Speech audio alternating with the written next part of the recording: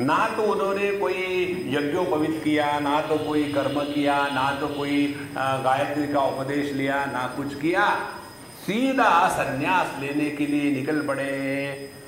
और जब हुआ तब हमारे वेद व्यास जो उनके पुत्र थे उनको बड़ा दुख हुआ, विरह का आतुर आज हो, बड़ा उनको विरह हुआ। और उन्होंने विरह के द्वारा प्रभावित होकर के अपने पुत्र को बुलाया। अरे पुत्र कहाँ जा रहे हो, रुको। तो उनके उत्तर में पुत्र ने उत्तर नहीं दिया, वहां जितने पेड़ पौधे थे वो बोल पड़े। ध्यान से सुनना, मनुष्य के जीवन का बंधन है देहात्म बुद्धि। हम देह है, यह बंधन नहीं है। ये देह मैं हूं, वो देह मैं नहीं हूं, ये बंधन है। देखो, आंख मैं हूं ये बंधन नहीं है, मैं केवल आंख ही हूं, मैं पैर नहीं हूं, ये बंधन है। देखो, परमात्मा की प्रत्येक देह के माध्यम से जो अभिव्यक्ति होती है उसको जीवन कहते हैं। देह कोई भी रहे, स्त्री का रहे, पुरुष का रहे, पशु का रहे, पक्षी का रहे, किसका भी देह रहे, उसके माध्यम से जो भी प्राकट्य होता है वो एक ही है, कोई अलग नहीं है। लेकिन उस प्राकट्य को लेकर के हमारे दिमाग में क्या भ्रांति आ जाती है कि ये देह मैं हूं, बाकी के देह मैं नहीं हूं। और फिर जब मैंने एक देह को अपना मान लिया तो पूरा जो जीवन है, विचारधारा है, वो सभी का सभी उसी देह को लेकर के ही चलेगा और यहीं से संसार प्रारंभ होता है। लेकिन शुक्राचार्य जी महाराज जब पैदा हुए फिर आवत चली गई। Are you all able to hear me? हमारा आवाज ठीक नहीं है तो हाँ अब ठीक है। तुम्हारे मूड के जैसे ही है कि ये भी आता है जाता है, आता है जाता है। तो जब यह शुक्राचार्य महाराज पैदा हुए तो उनमें मैं ये विशेष देह हूं यह भ्रांति नहीं थी, उनका सार्वत्रिक भाव था।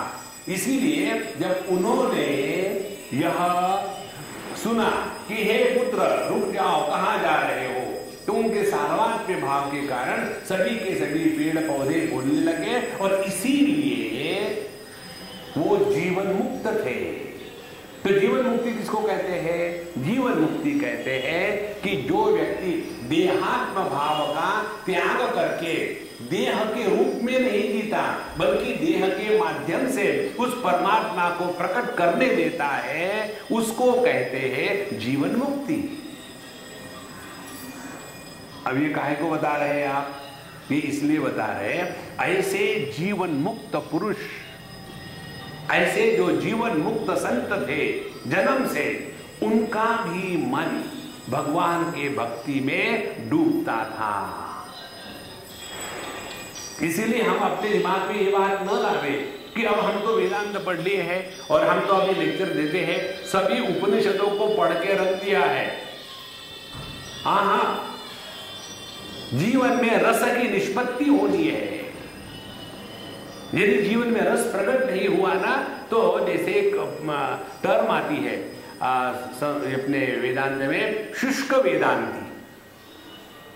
शुष्क वेदांति माने क्या कि जो लिपस्टिक वेदांति है, जैसे लिपस्टिक होते हैं ना, लिपों को स्टिक करके रख दिया है, बिल्कुल हमेशा घूम घूम घूम, क्या है, वेदांत का रोग हो गया। नहीं, जीवन में रस आना है। ध्यान से सुनना, इस जीवन के रस को भक्ति में प्रकट किया जाता है, इसीलिए भोग भक्ति में योग बन जाता है। देखो जैसे हम ये नहीं खाएंगे, वो नहीं खाएंगे, यहाँ नहीं करेंगे, वहां नहीं करेंगे, भक्ति में कैसा है, 56 भोग, एक कंगू चक्कर लगाए हो। देखो, इसीलिए यह भक्ति जब हृदय में प्रकट हो जाती है ना, तो जीवन रसमय हो जाता है। और जब जीवन रसमय हो गया है तो उसी समय जीवन में एक नई सुगंध प्रकट हो जाती है। अन्यथा बस हमको यही लगता है कि इतने सालों से हमको बम्बई में अम्मा मिली, बोले स्वामी जी मैंने सब कुछ कर लिया है, कुछ नहीं हुआ। हमने कहा सब करना छोड़ दो तो कुछ होगा। तो बोले मैंने इतना सारा जप कर लिया, मैं घास खाती हूँ, नेचुरोपैथी का जो खा रहा है ना वो खाती हूँ, सुबह उठ करके ठंडे पानी से नहाती हूँ, दिन में 3 बार नहाती हूँ, पूरा जप करना है, ध्यान करना है, सब करती हूँ, पिछले 8 साल से कर रही हूँ। लेकिन सुबह प्रारंभ होता है पति के साथ झगड़े से। ऑफिस में बॉस मुझे हमेशा कोसता है, सबऑर्डिनेट्स मेरी बात मानते नहीं, बच्चों ने मुझे राइट ऑफ कर दिया है और इसीलिए मैं आपके पास आई हूं। तो हमने कहा मैंने आपको मैं राइट ऑफ कर लिया, चली जाओ। नहीं नहीं नहीं नहीं, आप मुझे बताओ मैं क्या करूं। हमने कहा देखो हमारे सिद्धांत बड़े स्पष्ट है।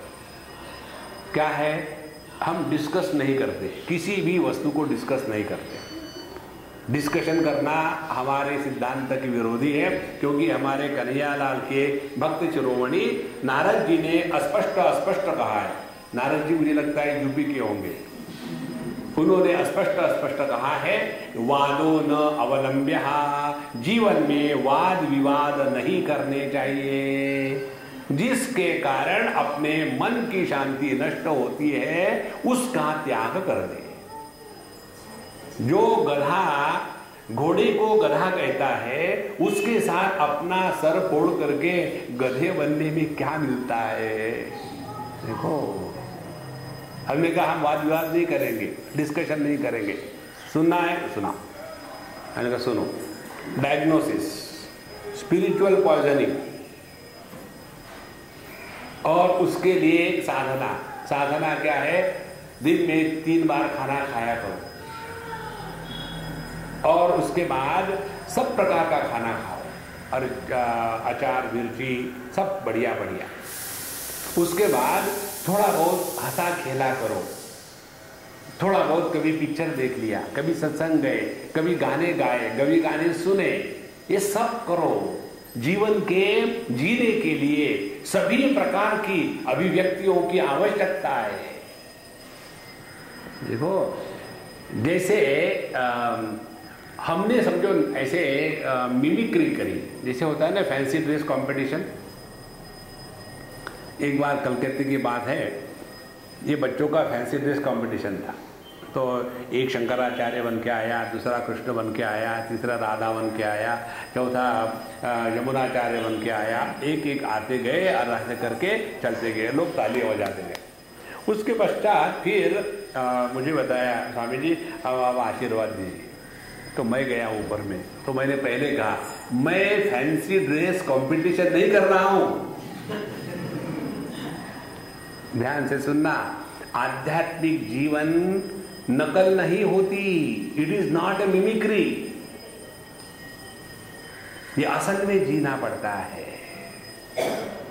और इसीलिए दूसरा यदि 4 घंटे बैठ के ध्यान करता है, समझ क्या रखा है, मैं भी करूंगा। हाँ, एक ट्रक के पीछे लिखा था अपनी औकात पहचानो। Don't do mimicry. और इसीलिए यह जो आध्यात्मिक जीवन है उसको सुंदर प्रेम से चलाने के लिए जब हम सत्संग में जाते हैं, भगवान की कथा सुनते हैं, तो उसके माध्यम से हमको धीरे धीरे गाइडेंस मिलता है। भक्ति माने क्या, जो भागती नहीं वो भक्ति। आसक्ति माने क्या, जो जा सकती है वो आसक्ति। देखो सिंपल गणित है। हमारी भक्ति भागती है और हमारी आसक्ति आती भी है जाती भी है, इसी के कारण राग द्वेष होते हैं। तो यह भक्ति को प्रकट करने के लिए हमें